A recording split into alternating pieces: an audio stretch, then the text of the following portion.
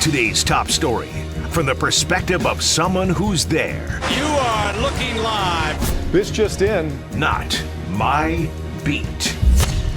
Miguel joins us now, of course, on the guest line. You can listen to him 910 The Fan each and every weekday on the free Odyssey app, 10 a.m. to noon on 910 The Fan in Richmond. Michael, how are you, sir? Boy, I feel like that was a lot of hype. I don't know if I'll be able to live up to that or not, but I'll do my best. That's all we really want out of you is your best, and we'll frankly live with the results. You can take that however you want it, because that sounded incredibly mean now that I hear it come out of my own mouth. I shall give my all, and my all is all I have to give. Yeah. All right. So, Michael, I'm going to ask you the same two questions as a starting point here for a conversation that I asked the callers in the last hour, which is, what have you made of the process so far for the head coaching search, and who is your favorite to land as the Commanders' head coach? Ben Johnson, obviously. I don't think I'm breaking any new ground there. I think he's the clear favorite at this juncture. I don't think it's not a done deal until there's pen to paper. I would say the one obstacle at this point, potentially, is the Atlanta Falcons. The Falcons do seem to have zeroed in on Bill Belichick.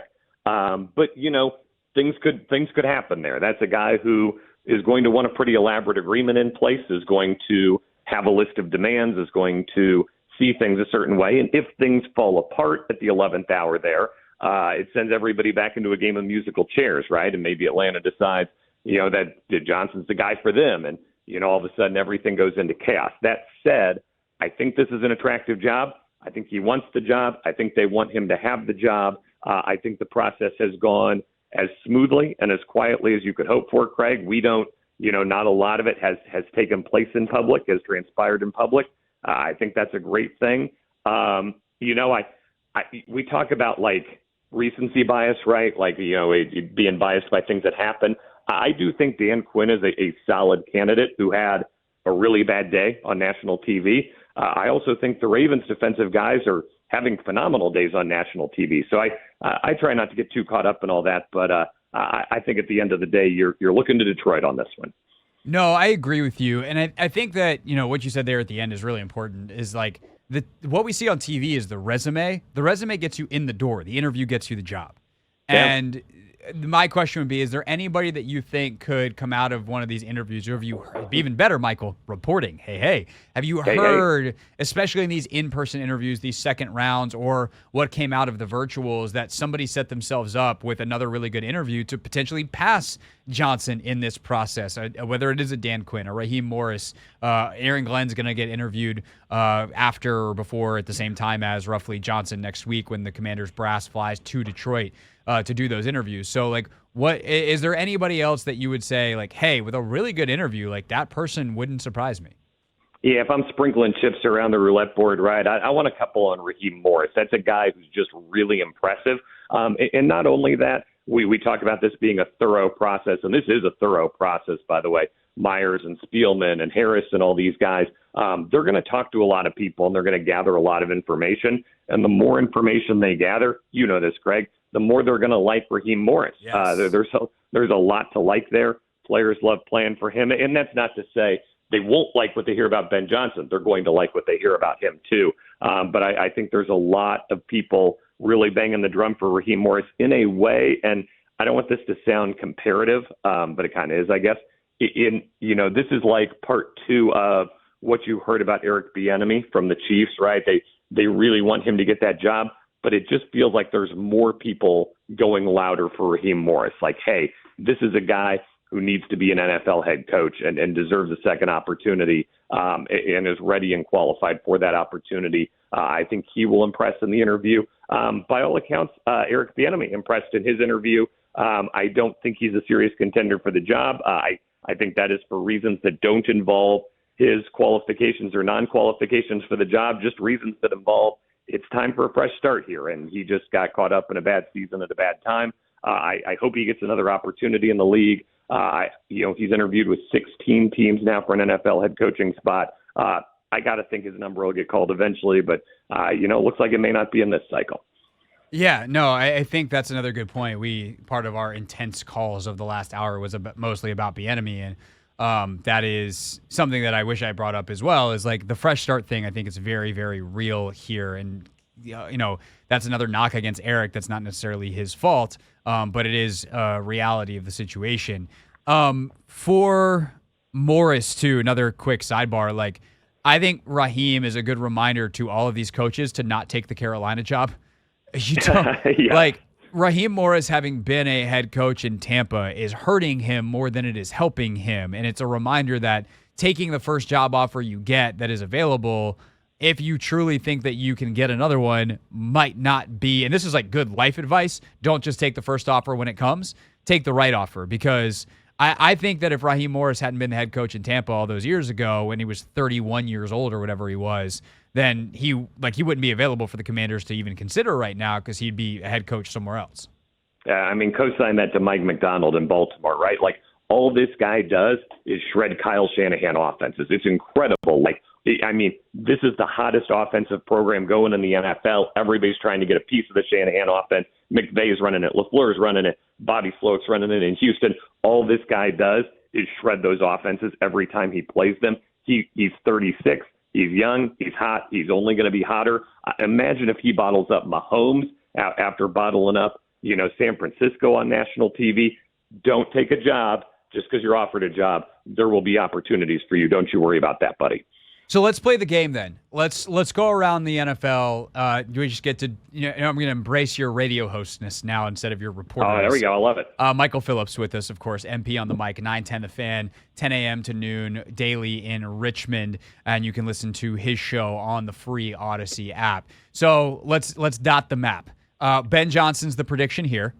What about Atlanta? Do you think it's Belichick? It seems like that's I'll go Belichick in Atlanta and Harbaugh to Los Angeles. Okay. I think those are the two kind of most obvious ones. Okay, so that leaves Tennessee now covered. Brian Callahan, who is, by the way, good hire for them. They weren't probably going to get Johnson. They weren't going to get McDonald. They weren't going to get the top guys. Callahan's a really good coach. And by the way, now every single, whether it's due to promotion or firing, every single team in the NFL has changed offensive coordinator since 2022. Isn't that incredible? And I'll zoom in on that point before we get back to the game. You're either an offensive coordinator who's calling plays, and that means if you're good, you get to be a head coach, or you're an offensive coordinator and you work under somebody calling plays, which means you got to get out of there and start calling plays so you can be a head coach. There's really no in between. There's no room for the Wade Phillips veteran offensive coordinator who just oversees things. That guy doesn't exist right now. No, the closest one is probably Brian Schottenheimer in Dallas. That's who's down there, right? With McCarthy. His travails are legendary, but that the fact that he's never even gotten a sniff probably tells you what you need to know there. Yeah, so he's kind of doing the I'm never going to get a head coach supervision, not calling plays bit. All right, so Seattle is then the next job. Who do we think winds up in Seattle? That's the one I'm most intrigued by. I'll knock out Carolina for you, Aaron Glenn. I just think Carolina is going to be the one. Look, the reputation is the reputation. We saw that with everything going on here, with Ron Rivera's hire, with Jay Gruden's hire. The top names didn't want to come to Washington. The top names don't want to work for Tepper right now in Carolina. That's not intended to disrespect Aaron Glenn, who's done some great things. But if he senses this is his year to jump, I think that's the place he ultimately jumps to. So hold on real quick, double click on that real quick. Yeah, I don't disagree with that, because I think it is important to remember that Aaron Glenn was like a game from getting fired in the middle of last year. And they turned it around and have been incredible since. But I don't know, Aaron Glenn being a hot name a year from now isn't as guaranteed, I think, as Mike McDonald. That is exactly the point I was making, so thank you for making it better than me. If you sense this is your moment and the skillet is red hot and you got to go, man. Go get your money. I don't blame you for putting bread on the table. For sure. All right, so that leaves Seattle. I think the obvious answer is Dan Quinn because of the ties. I don't know. I could see them really going off the board here. I could see them going for a Mike McDonald. I could see them going for a Bobby Slowick, and let's just have a division of Kyle Shanahan disciples up and down. We haven't heard from Mike Vrabel. Is he potentially a good fit as a culture guy in what was a culture team for a decade and a half under Pete Carroll? I am most intrigued by that one. I'd be curious who you got. Yeah, I think Quinn is definitely intriguing there. Slowick is also intriguing. I don't know that Vrabel in Seattle's a fit. Like, it's a culture thing, but it's a different culture. Like, Pete Carroll built a culture of competitiveness and fun. What about anybody from the Belichick tree says fun? And now, Vrabel definitely has shown a fun side. Some of his interviews with, like, Will Compton on the bus, for instance, there is a fun side there. But I think it's a very different kind of atmosphere than what Pete Carroll built. And that is a priority for John Schneider, the GM up there, is to keep kind of the culture that Pete had built there. Oh, no question. You know, this is not let's rebuild, let's go for something new, right? All coaching searches are fundamentally one of two things, Craig. They're either let's find what we had and keep it rolling, or let's find the opposite of what we had because what we had sucked. And Seattle search is absolutely let's find what we had and keep it rolling, right? New England search was that. Let's find another Belichick. Ooh, we got one on staff. Let's grab him. Let's keep it moving. Washington search is let's find the opposite. And off they go to find the opposite. I think Seattle could be a real wild card. I would guess the field if you gave me the big names or names not on the board. But if we got to pick from the big names, it's hard not to think Dan Quinn. The players loved him there. He knows what Carroll's about. He just feels like the most logical fit there. Sometimes it just feels like you should just do the logical thing, and if you fail, it's like, well, it made all the sense in the world. You cannot be blamed for making that hire. Right. If you're the guy pulling the trigger, like if you make an adventurous hire, you can be blamed for it later. You can get the credit too, but you can be blamed. If you hire Dan Quinn and it doesn't work out, nobody's blaming you, and I don't think it wouldn't work out. I think he's a good coach. No, I agree with that. So then that leaves a couple of names that I think are interesting. By the way, the other name to watch for me in Carolina is their current DC, Evero. Young. Absolutely. And, like, if I'm him, though, do I want that job? That to me is more what that's about. Or do you just figure, hey, like our defense is pretty good. I've respected in the building, and if it doesn't work out here, people are going to blame the owner, not me. So maybe I'll just take the money. I'll go out on a limb here. He's going to be a head coach in the NFL within the next 5 years. I don't know if this is his cycle. This is not a you need to do it while you're hot situation. This is a you're only going to get hotter situation, right? You think about just in Detroit with Johnson sitting out the last cycle, it just made him even hotter this time around. I could see a similar situation playing out there. So then the other name that I think is intriguing that is not being mentioned, I mean, there's definitely some other ones that are intriguing and not being mentioned, but I think the most intriguing, the one that makes the least sense to me that's not being mentioned right now is Dave Canellis, the OC in Tampa. He was the OC in Seattle when Geno had his revival year 2 years ago. He goes to Tampa, revives Baker this year. I would be super interested in interviewing him and kind of understanding, is this dude got the goods or is he just a smart OC? Where are we at with him? He's only interviewed, from what I can find, Michael, in Carolina. And maybe they go after him. If I'm him, I might turn that down and bet on the fact that I'm going to be a hot name next year. But, I'm kind of interested that Seattle hasn't thought, let's bring him back. Yeah, it makes you wonder, right, that in free agency, right, you're always looking, is a team going to sign a guy? If they want to re-sign a guy, you want him. And if they don't want to re-sign a guy, you don't want him, right? If that's the only piece of information you've got, right, oh, he's available. Oh, shoot, that means the team that had him didn't want him. We shouldn't sign him. Or they're trying to sign him. Yeah, throw money at him. That's the guy we want. Try to pry him out of there. I don't know. I don't have any inside information there. I do know if I were Carolina, I'd look long and hard there. You got a young quarterback that really needs some mentoring. You got a guy who gets the most out of quarterbacks. I could see that being a very logical fit there for sure. No doubt. All right. Last thing that I can think of real quick, unless I'm missing some major topic that we should be talking about. But where do you think Bieniemy ultimately lands? He's not going to be here as the OC. So he's going to probably be an OC somewhere. And also, who gets a job first, him or Rivera? I do think he's an OC somewhere. I agree with that. I don't think he'll be left without a seat. Some people are wondering, oh my gosh, is he going to have to go down to being a quarterback's coach or a lower level coach? I don't think so. I think there's an OC job for him out there. I don't know where it is, but I know he's respected in the league. And I think look, what he did in Washington is fine. It's not a plus. It's not a minus. He was here. He was part of a bad situation. What happened in Kansas City this year, where there was some pretty real regression early in the year, that's a point in his favor. He gets teams ready to go from week one. You saw that here. Like, there is no acclimation period. They are ready to go. He runs one of the few tough training camps left in football. That's why he's polarizing. But that's why his teams are ready to play week one and why the Chiefs weren't ready to play week one this year. Rivera, I think, is an interesting one. Look, you're going to want to talk to him for strategic reasons, if nothing else, because he's got a library of information about National Football League teams up there. So I think he's going to get a lot of interviews. I think ultimately he's a linebackers coach guy. I don't think he's a defensive coordinator somewhere, but I've been wrong before, so I'll take Bieniemy first in that first level of hires, Rivera coming second as people fill out their staff. I get the sense Rivera wants to coach, though, so I think he will coach. No, I agree with that, and I think, like, the one thing that I can't get out of my head with Rivera more than anything else in terms of his potential viability as a coach is the people that I know who, and like, I will name Logan by name because Logan said this into a microphone on our podcast multiple times.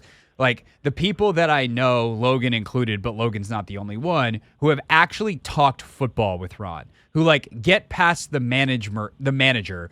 Like, let me speak to the manager. Actually, forget him. Let me speak to the football coach. Like, you get past the manager, you get past the BS, you get past the narrative chasing, and you actually talk football with the guy. He's really smart. And so, like, as a football coach, he's kind of intriguing. But will the other stuff that he wasn't good at as a head coach get in the way? Like, has the game passed him by? He hasn't done it in a long time. Like, yeah, the defense was better in the final 5 weeks in Washington, but they still stunk and they lost all 5 games. So, I struggle with what to make of him going down a level or possibly 2 as a linebackers coach or a DC. Whereas Bieniemy, like, there's a dozen places that are going to have OC openings that I would consider talking to the guy. He's such a logical fit in all of them. With Ron, too, you give him a linebackers room, all 6 of those guys are going to run through a wall for him, like by week 3. Just guys love him, and part of it in Washington was he was spread too thin. He needed to be too many things to too many people. It didn't get – you remember when he left Carolina, it was just such a, like, everybody came out of the woodwork to share, like, how much he meant to them, how much of a mentor he was to them. And you heard some of those stories here, but it wasn't the same. He was spread too thin here. If you give me some concentrated Ron Rivera, I know maybe the game's passed him by a little bit. I know maybe he's a little bit older, but dang, if you give me a room of 6 guys and let Ron mentor them, I do think they'll love him and run through a wall for him, and it'll work out all right. Yeah, for sure. I was just trying to think of landing spots for EB, and I had to look up. Jacksonville fired all their defensive coaches. If they had fired, and their OC Press Taylor is pretty well thought of. But damn, yeah. if I'm Doug Peterson and I can bring EB in even if as an assistant head coach, I would do that in a second with Trevor Lawrence as my quarterback. Are you kidding me? You know, there's so many teams that could benefit from that kick in the pants. And don't sleep on Cincinnati either. Cincinnati has an opening now. I could absolutely see that being a good fit for him. A team that really underachieved to a large degree, and maybe the window's closing a little bit, and they need some fresh blood and a guy who's not afraid to ruffle some feathers to get there. Like, I felt like we talked about it too often, like that was a bad thing, like he's willing to ruffle some feathers. There are some organizations out there that would be a wonderful asset to their organization. 100%. Like, you have to be willing to ruffle feathers. You also have to be willing to listen. And I think that's part of the fear of him as a head coach is, like, what happens when the feather ruffler is unchecked because he's the lead guy. And I do wonder, like, if that's kind of come up in interviews where GMs are like, I don't know if I want that guy running the team, but I want him somewhere on staff. And, like, that's why some guys are great coordinators and other guys are great head coaches. And maybe EB would understand that. And he's a very, very smart man. Like, there's definitely, I think, a level. There are levels that he could ride the elevator with. But I definitely agree with you that Cincinnati and some of these other places, like, as these guys depart for head coaching gigs, there's a lot of good fits, and especially if you have a talented quarterback, like letting EB or having EB help that guy cook sounds like a good idea. All right, Michael Phillips is on 910 The Fan every single weekday from 10 a.m. to noon. He joins us weekly here on The Hoffman Show, and we'll do that at least through the end of this coaching search, which, Michael, could be next week, could be the week after. Who knows? We could be talking all the way through February at this point. Well, We'll see. We made the announcement on our show. We're taking it to the Super Bowl, Radio Row. You are coming to Vegas. Will you be in Vegas? I'm going to Vegas. I'll see you in Vegas. Let's go to Vegas. Oh, let's go. Let's go. What days are you out there? We'll be full Monday to Friday from Vegas. Nice. I'm going Wednesday to Friday. So we fly out Tuesday. Tuesday won't be on the air. I won't be. I'm sure Doc or Linnell will be in, and they'll do a great job because that's what they do. Then Wednesday through Friday, we're in Vegas. I'm pretty pumped about it. Yeah, and then I'm doing. Are you doing Indy too? And I am not. I just want to say that is such a veteran move. The guests on Radio Row get exponentially better with every day. My guy Hoffman just strutting in all right, did we deal with the riffraff? I'm ready to make some radio now. Let's go. Let's go. We'll see. I don't know. Sometimes the afternoon shows, it thins out a little bit. People are like, all right, I think being on West Coast time will help. Nothing worse than being a morning radio show on West Coast time. You're just outside of that realm, but it could be a little sleepy at 7 a.m. on Radio Row in Vegas for you. I'll start up Radio Row, but the part where I sign off before lunch and have the rest of the day to myself, that part's not too shabby. No, that is true. All right, well, hopefully I'll see you before Vegas, probably at a coach introductory press conference, but if not, I'll see you in Las Vegas, Michael. Las Vegas, baby. Let's go. Good chatting with you, Craig Hoffman. You as well, Michael Phillips. Thank you, sir. That is Michael Phillips, everybody, with us on The Hoffman Show, 10 a.m. to noon. You can listen to his show on 910 The Fan via the free Odyssey app. Hey, this is DA, and you're listening to The Hoffman Show on the Team 980 and the Odyssey app.